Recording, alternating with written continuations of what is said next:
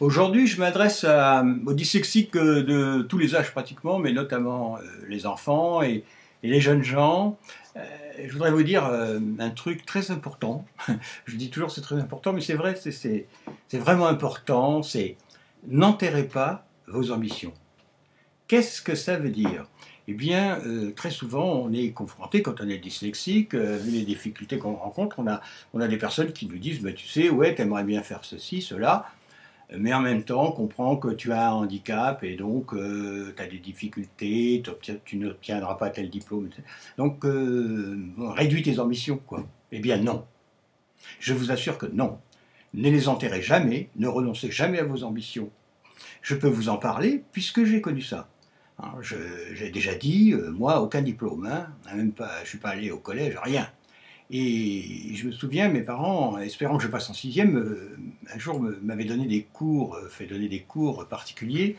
Et donc le prof qui me faisait donner des cours de français d'ailleurs, me dit à un moment, alors qu'est-ce que je m'ennuyais pendant ces cours, hein, il me dit qu'est-ce que tu voudrais faire plus tard, parce qu'il voyait bien que j'étais nul, quoi.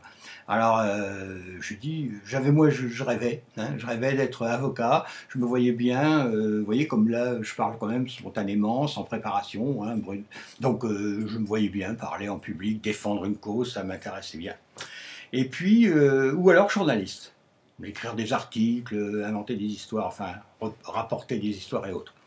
Et il m'a regardé avec les yeux tout ronds, et puis il m'a dit, bah, tu sais, oui, peut-être, mais il vaudrait mieux que tu, peut-être, choisir un métier professionnel, manuel et autres, toi. Bon, moi j'ai dit, cause toujours, enfin, j'ai pensé, cause toujours, mon gars, c'est pas toi qui me fera dévier de ce que j'ai, ce dont j'ai envie, quoi. Et toute ma vie, je voulais vivre, c'était l'écriture après, hein, je voulais vivre de l'écriture, et donc, j'ai mis 20 ans pour y parvenir. Hein. Vous voyez, mais je n'ai jamais enterré mes ambitions, et cette ambition particulièrement. Et vraiment, vous savez, même sans être dyslexique, vous avez beaucoup de personnes qui enterrent leurs envies, leurs projets, leurs ambitions, en se disant, ben voilà, je ne peux pas, ma situation ne le permettra pas, il y a mille choses qui m'empêchent d'y parvenir, et elles sont malheureuses à la fin de leur vie. Et donc, c'est un tort. Hein. Parce que forcément, si on enterre nos ambitions, bah, on ne risque pas de les atteindre. Et donc, vraiment, croyez en vos ambitions. Ayez le droit de rêver, d'espérer, de parvenir à ceci, à cela.